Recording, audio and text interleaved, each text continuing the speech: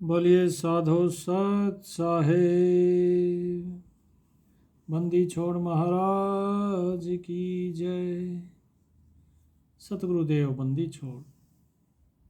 सतगुरु गरीबदास महाराज कहते हैं कि भाई सहज भाव रखो। सहज भाव रखने से ही वो परमात्मा मिलता है, जो साजन है वो मिलेगा। और सहज भाव से ही जो दुर्जन है उस दुर्जन के साथ जंग हो सकती है, अर्थात उससे आप जीत सकते हो सहज भाव से।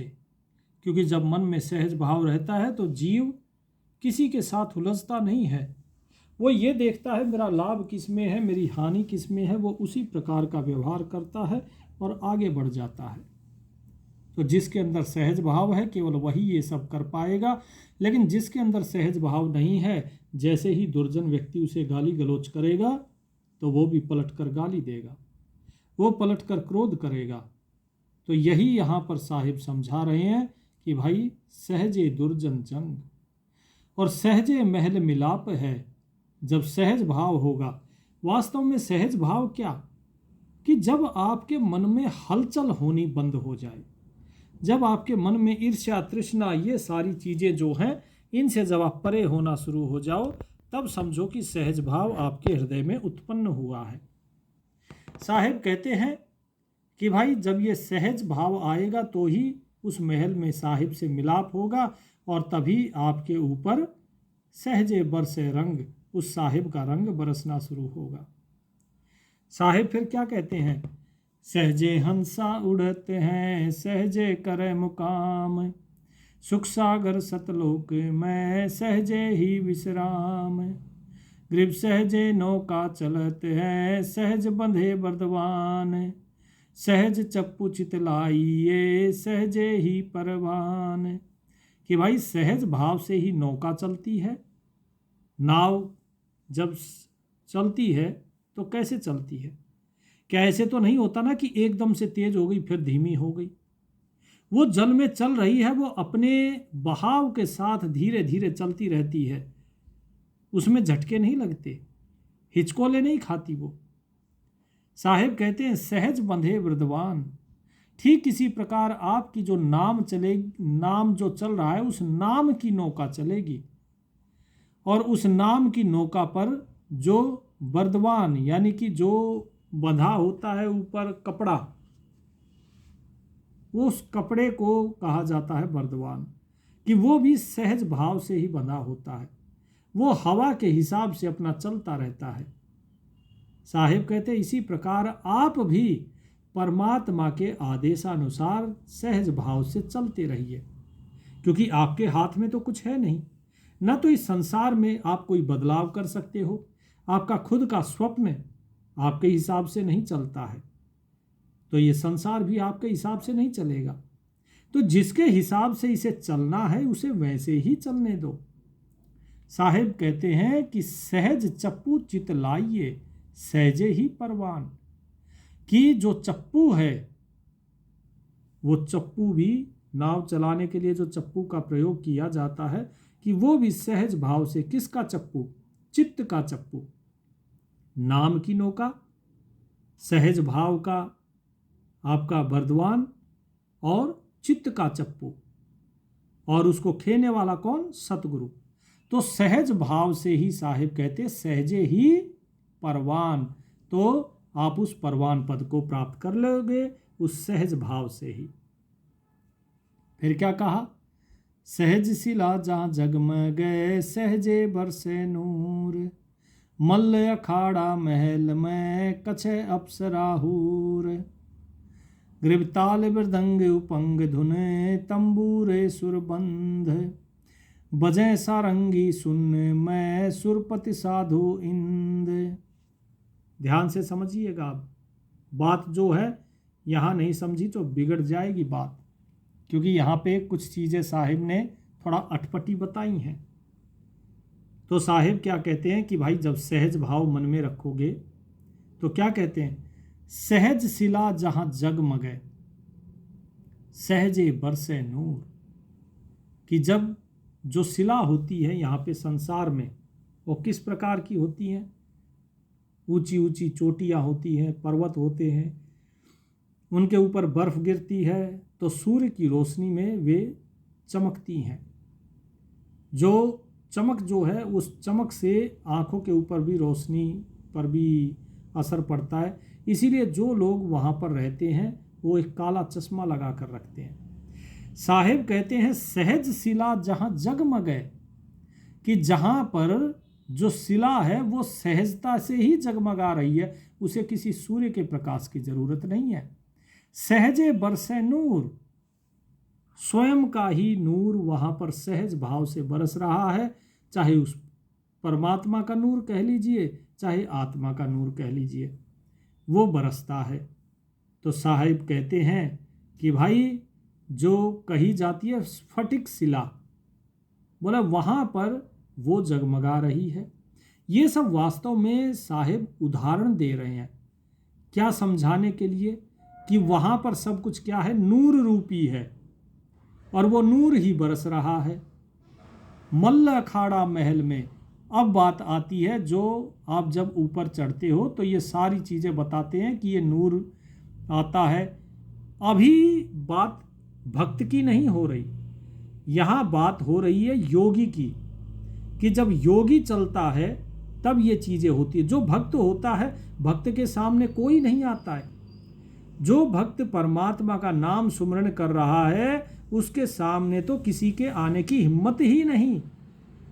जो योगी होते हैं, जो साधक होते हैं, उनके सामने साहिब क्या कहते हैं, उनके आगे मल्ल अखाड़ा महल में कौन से महल में, ये है स्वर्ग में, कि स्वर्ग में मल्ल अखाड़ा चलता है और कछय अप्सराहूर, और नृत्यांगनाएं जो हैं वो नृत्य करती हैं। जो हूर हैं, कहते हैं ना 72 हूरें हैं, अप्सराएं हैं, ठीक है।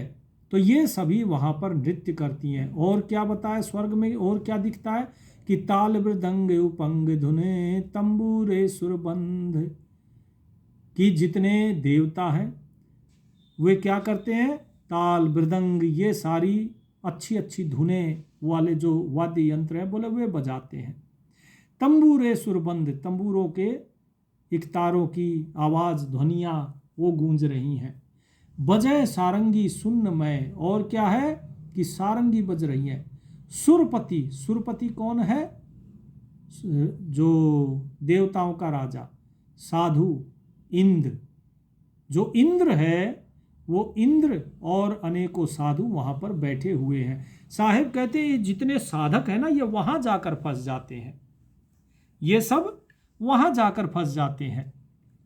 फिर क्या कहते हैं कि झीने राग बिहाग सुर 16 शंख बलेल, अर्थ अगोचर लाप सुन देखो अवगत खेल।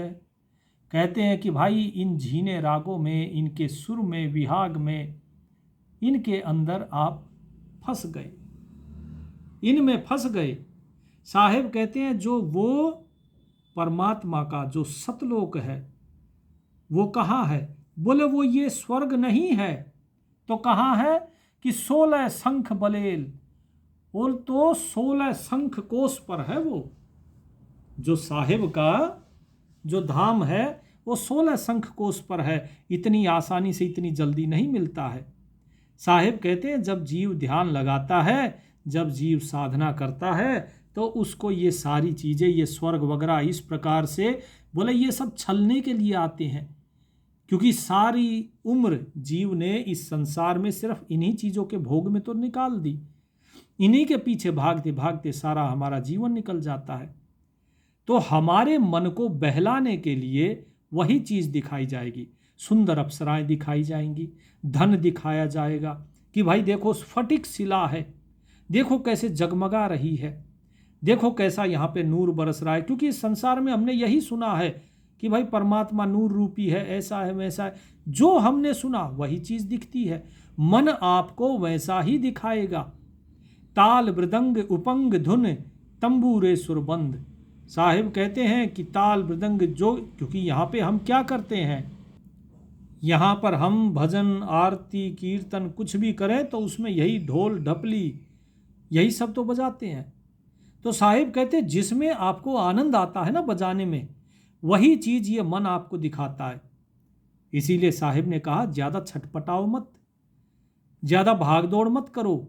ये योग से जो सांसों को ऊपर नीचे चढ़ा लेना और इस प्रकार की जो ये चीज़ें हैं, ये आपको ले जाके स्वर्ग में टिका देंगी। जिस प्रकार साधु ने यहाँ पर साहिब ने बताया, सुरपति साधु इंद्र, कि सुरपति इंद्र और साधु बोले वहीं पर बैठे हुए हैं। अनेकों साधु वहाँ फंसे हुए हैं। जो ब्रह्मलोक में गया वो ब्रह्मा के लोक में फंस गया, जो बैकुंठ में गया बैकुंठ में फंस गया, शिवलोक में जाने वाला शिवलोक में फंस गया। जिसके प्रति आपकी आसक्ति थी आप वहीं फंसते चले जाओगे। इसीलिए साहिब कहते हैं कि भाई ध्यान से समझो कि वो परमात्मा का जो सतलोक है वो तो 16 शंख बलेल 16 शंख कोश पर है वो। और अर्थ अगोचर लाप सुन, कि वो जो है उसका अर्थ, जो नाम आपको बताया है ना, जो नाम की नौका बताई थी कि सहजे नौका चलत है, कि सहज भाव से वो नाम की नौका चलती है, यानी नाम का सुमरन चलता है, तो उसका अर्थ अपने को पता होना चाहिए। उस नाम का अर्थ, उसके भाव से हम आगे चलते हैं। और अगोचर लाप सुन, कि वो जो अगोचर है फिर उसकी ध्वनि जो होगी वो आपको सुनी जाएगी। और देखो अवगत खेल। अब देखिए यहाँ पे दो चीजें आ गई। एक आ गई अर्थ अगोचर लाप सुन, एक तो सुनना है, और दूसरा देखो अवगत खेल, और दूसरा क्या है, देखना है। क्योंकि परमात्मा जो है वो शब्द स्वरूपी है और परमात्मा ज्योति स्वरूपी है। ये दो हैं, तो देखना और सुनना दोनों होता है। तो साहिब क्या कहते हैं, तब उस अवगत का खेल दिखाई देता है, पूरा खेल समझ में आता है। अब खाली आपने देख तो लिया लेकिन सुना ही कुछ नहीं दे रहा। किसी टीवी में कोई चल रहा है, मान लीजिए कोई फिल्म आप देख रहे हैं, अगर वो सुनेगा ही नहीं, खाली उसमें वो चलते फिरते दिख रहे हैं, तो क्या समझ में आएगा। तो परमात्मा को यदि समझना है, उसके साथ एक होना है, तो उसे पूर्ण रूप से जानने की कोशिश करो, यानी कि उसे देखो भी और समझो भी। फिर क्या कहते हैं कि सहजे बाजे बजत हैं सहजे मंजन गात, कि भाई ये जो लाप जो आप सुनते हो, यानी कि जो धुन नाद जो सुनते हो, किसका, अगोचर का। अगोचर यानी कि कौन सी मुद्रा हो गई, उन्मुनि से आगे अगोचरी। अभी आपको जो सुनाई दे रही है ना धुन, किसी को झिंगुर की, किसी को घंटी की, बोला इससे आगे चलना है, इससे आगे वो धुनें आती हैं। साहिब कहते हैं कि भाई वो अगोचरी मुद्रा पर आती हैं, यानी कि उन्मुनि से भी जब परे निकल जाओगे। ऐसा नहीं है कि ये अगोचरी या उन्मुनि आपके लगाने से लगेगी ना, वो अपने आप लगती हैं। कब लगती हैं, जब नाम में जीव पूरे तरीके से रम जाता है तब। फिर साहिब क्या कहते हैं कि उसके बाद वो धुन सुनाई देती हैं कि सहजे बाजे बजत हैं सहजे मंजन गात, ऐसा इचरज देखिया अछरोटी बिन हाथ, ग्रीव सहजे संज्ञा लीजिए सहजे होए प्रीत, सहजे पर से परम गुरु सहजे ज्ञान उदित, कि सहज भाव से ही वो बाजे बज रहे हैं, वे निरंतर बजते रहते हैं। उनमें उतार चढ़ाव कुछ नहीं होता कि कभी रुक गए फिर बजना शुरू हो गए। ये तो संसार के बाजे का है, वो सहज भाव से बजता रहता है।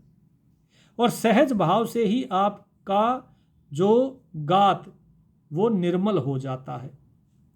आपका जो शरीर है, इसके अंदर जो मन है, जो आपकी जितने भी अंदर में स्थान है, हृदय का स्थान, दिल कहिए, बुद्धि हुई, मन हुआ, ये सभी धीरे धीरे फिर निर्मल होते चले जाते हैं। साहिब क्या कहते हैं, ऐसा इचरज देखिया अछरोटी बिन हाथ, कि ऐसा अचरज हमने देखा कि बिना हाथ के ही रोटी जो है वो खाई जा रही है। कौन खा रहा है, कि हाथ ही नहीं है। और जब हाथ नहीं है तो रोटी पकड़ोगे कहाँ से। साहिब कहते हैं कि फिर भी भोजन मिल रहा है, अर्थात वहाँ किसी खास भोजन की जरूरत नहीं है। कहने का भाव ये है कि ना हाथ है, ना रोटी है, ना भोजन है। बोले वहाँ पे भोजन बिना ही हाथ के, बिना मुख के, बोले सहज भाव से ही होता है कि सभी के अंदर वो भूख प्यास वो सब खत्म हो गई है, उसकी ज़रूरत ही नहीं, क्योंकि वो तो केवल स्थूल शरीर की बात है, इस शरीर को ही लगती है वो भूख। और जब जीव बैखरी से ऊपर चला जाता है, खेचरी के ऊपर जब चलना शुरू होता है, खेचरी बैखरी ये सब जो मुद्राएं हैं, तो उसके बाद धीरे धीरे भूख अपने आप ही खत्म हो जाती है। तो साहिब कहते बिना हाथ के रोटी मिल रही है, क्योंकि सारा पोषण जो अमृत झड़ रहा है उसके माध्यम से हो रहा है, तो हाथ की जरूरत नहीं। तो साहिब ने उसी को कहा है अक्ष रोटी। फिर क्या कहा, सहजे संज्ञा लीजिए, किसी चीज की संज्ञा, संज्ञा यानी कि संज्ञान, यानी कि स्वयं से ही ये चीज समझना कि हाँ भाई सत्य क्या है, स्वयं से ही। और दूसरी संज्ञा क्या होती है, संज्ञा किसे कहा जाता है, आपने हिंदी में पढ़ा होगा, किसी व्यक्ति वस्तु या स्थान के नाम को संज्ञा कहते हैं।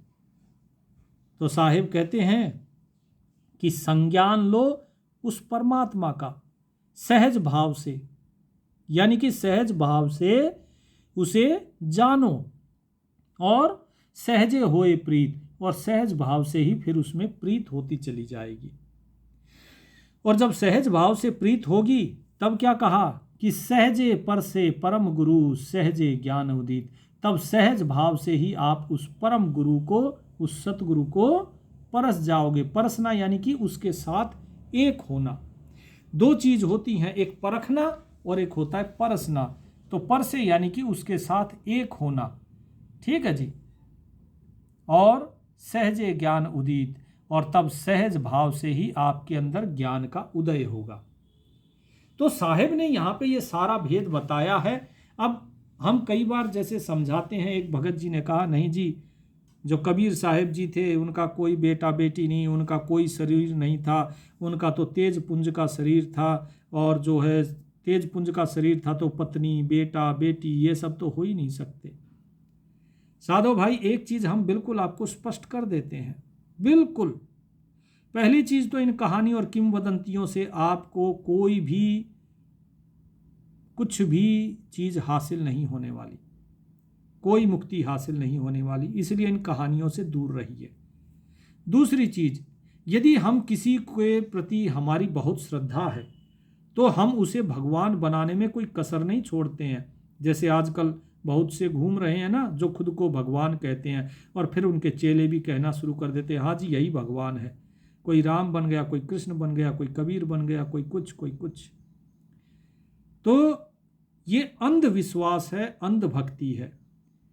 इसीलिए साधो भाई ज्ञान जो है उस ज्ञान को ग्रहण करो, सत्य को ग्रहण करो। जरा सोचिए कि इस संसार के अंदर माया के अलावा क्या कोई ऐसी चीज है जो माया से परे हो और जिसके साथ आप व्यवहार कर सकते हो। आप अग्नि पृथ्वी जल आकाश वायु पांचों तत्व, तीन गुण सब माया में ही तो है। तो इसीलिए अगर आपको कोई भी शरीर दिखता है, चाहे कोई उसे कहे कि ये नूर रूपी शरीर था, कुछ भी हो, अगर वो दिख रहा है तो वो माया के अंतर्गत ही दिखता है, बिना माया के वो दिख ही नहीं सकता।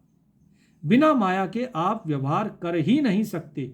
स्वयं परमात्मा भी अगर इस धरती पर आ जाए बिना माया के, आप देख ही नहीं सकते, क्योंकि आपकी आंखें, पांचों इंद्रियां जो हैं ये केवल और केवल माया को ही देखती हैं, माया को ही जानती हैं।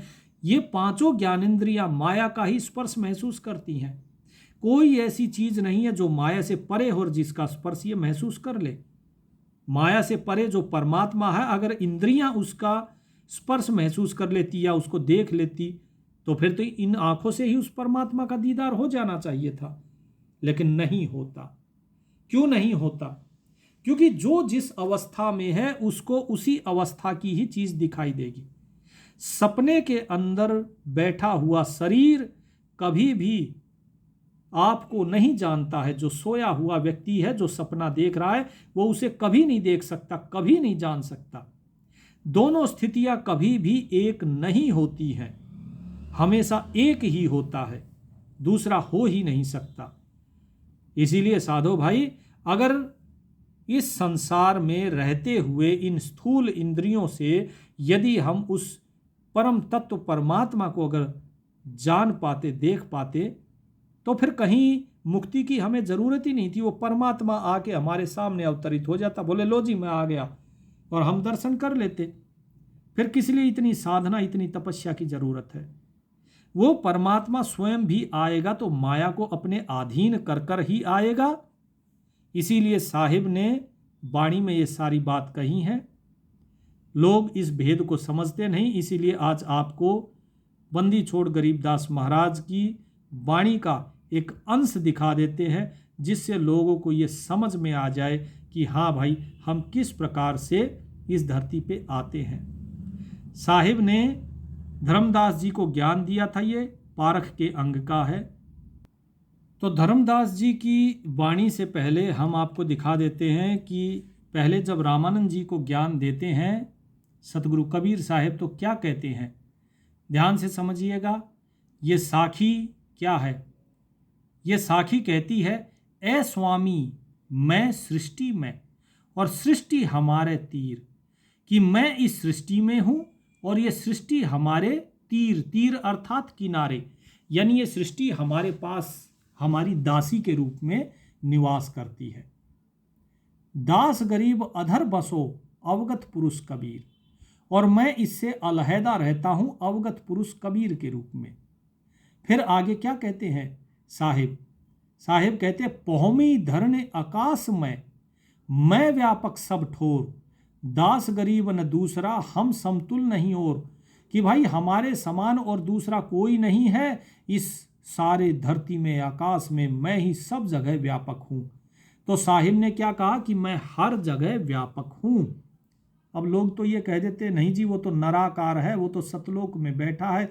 तो साहिब ने तो यहाँ बता दिया कि मैं तो सर्वव्यापी हूँ, ठीक है, सभी जगह व्याप्त हूँ। फिर क्या कहा, मैं माया मैं काल हूँ, और मैं हंसा मैं वंश, दास गरीब दयाल मैं, हम ही करे विध्वंस। मैं ही दयाल हूँ, मैं ही सबका विध्वंस करता हूँ, मैं ही हंस हूँ और मैं ही वंश हूँ, यहाँ तक कि माया भी मैं ही हूँ और काल भी मैं ही हूँ। ममता माया हम रची, काल जाल सब जीव। कबीर साहिब कह रहे हैं ये रामानंद जी को कि भाई ये सब कुछ हमने रचा है, ठीक है, ये सब कुछ हमारी करनी है। तो जो सतगुरु सब कुछ यहाँ पर सतपुरुष रच रहे हैं, माया को उन्होंने ही रचा। वो स्वयं माया भी वही है और काल भी वही है। लोगों को इतना भी भेद समझ में नहीं आता। अब अगर किसी को कहें तो वो क्या कहेंगे, जो अंध भक्त है वो तो ये कहेंगे, अरे नहीं, काल अलग है, सतगुरु अलग है। लोगों को यही नहीं समझ में आता कि भाई वास्तव में सिवाय कबीर साहिब के दूसरा कोई है ही नहीं।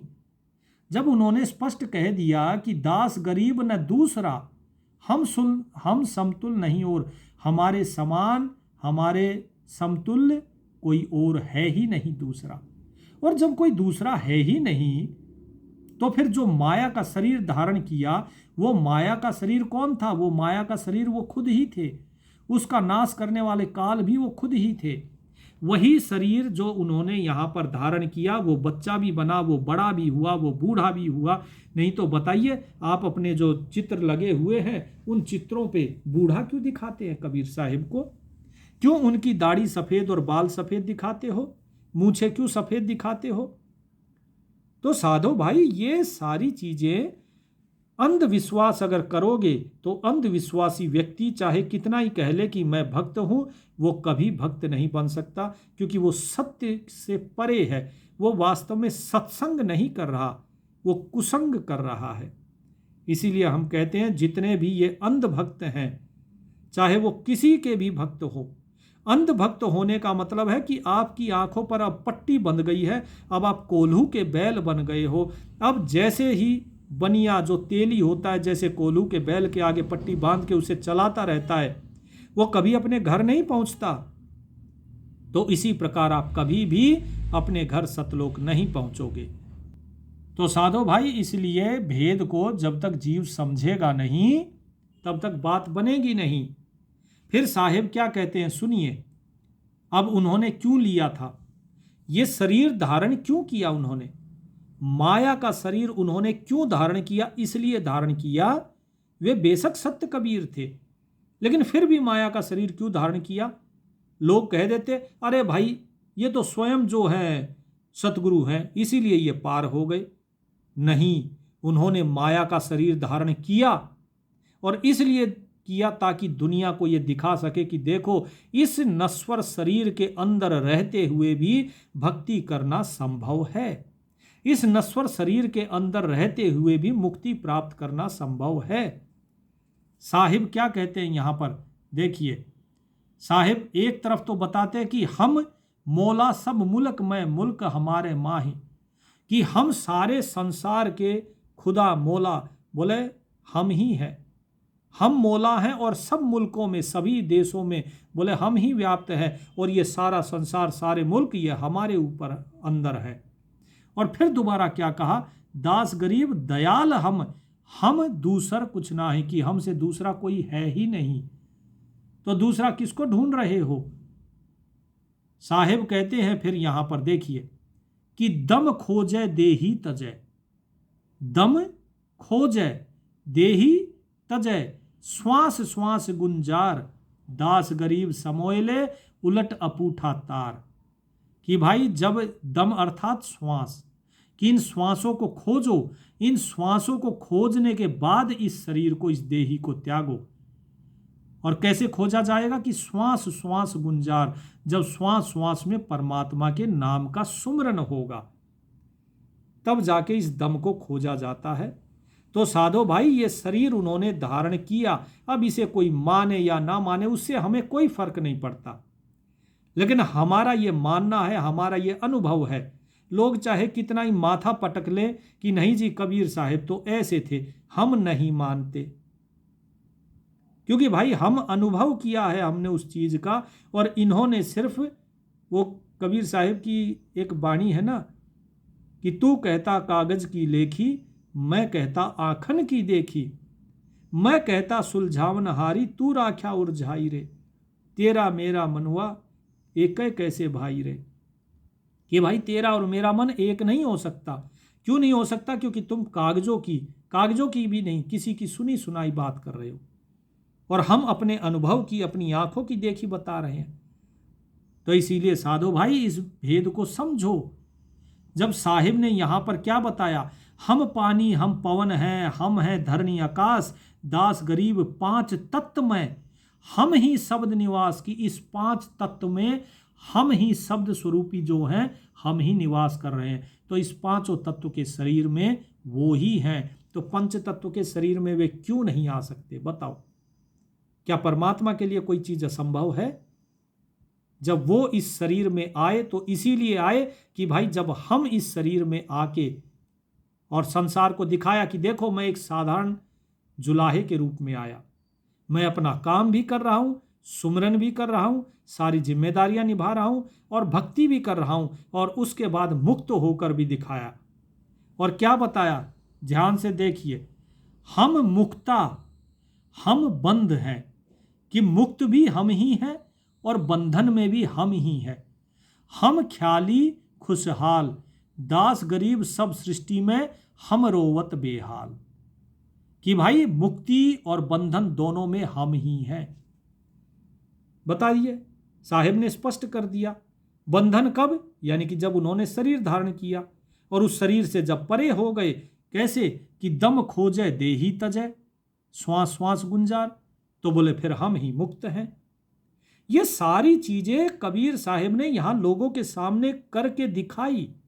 उसके बाद भी अगर अंध भक्त ये कहते हैं नहीं जी कबीर साहिब ऐसे हैं वैसे हैं, तो हम तो यही कहेंगे इनसे बड़ा मूर्ख, और कहना चाहिए कि गधा कोई नहीं है। क्योंकि परमात्मा ना तो देही में है ना विदेह है, वो तो सभी से परे है, वो बिल्कुल अलग है। इस संसार में कोई एक भी ऐसी चीज नहीं जिसमें परमात्मा ना हो, कण कण में वो व्याप्त है। जब साहिब ने बिल्कुल स्पष्ट कह दिया कि मैं व्यापक सब ठोर, जब मैं सभी जगह व्याप्त हूं तो शरीर के अंदर भी तो वही है, वो आपके शरीर के अंदर भी तो है। और जब वो आपके इस पंच तत्व के शरीर में हो सकता है तो कबीर साहब अलग से पंच तत्व के शरीर में क्यों नहीं हो सकते। तो साधो भाई, जब तक जीव इस अज्ञान में फंसा रहेगा तब तक वो कभी मुक्ति को प्राप्त नहीं कर सकता। अनुभव ज्ञान से ही मुक्ति होती है और अंध भक्त बनने से कभी मुक्ति नहीं होती। अंध भक्ति आपको कट्टर बनाती है, आपके अंदर ईर्ष्या, द्वेष, बैर भाव, ये सारी चीजें भक्ति हैं, भर देती हैं। इसीलिए साहिब ने कहा कि ऐसे व्यक्ति क्या है, गधा, कुत्ता, सूर। ऐसे व्यक्ति गधे हैं, कुत्ते हैं, सूअर हैं, क्योंकि उन्होंने वास्तव में ना तो नाम को पहचाना, ना नाम का सुमरण किया, ना ही उस मार्ग में चले। किसी के पीछे लग लेने से कोई मुक्त नहीं हो जाता। किसी के पीछे लगने, चाहे हमारे ही पीछे क्यों ना लग जाओ, नहीं हो पाओगे मुक्त। जब तक करनी नहीं करोगे, जब तक जानोगे नहीं, पहचानोगे नहीं, तब तक बात बनेगी नहीं। तो इसीलिए साधो भाई, जो साहिब समझा रहे हैं उसे जब तक जीव समझेगा नहीं तब तक कितना ही गोल गोल घूमते रहिए कोल्हू के बेल की तरह, घर नहीं पहुंचोगे।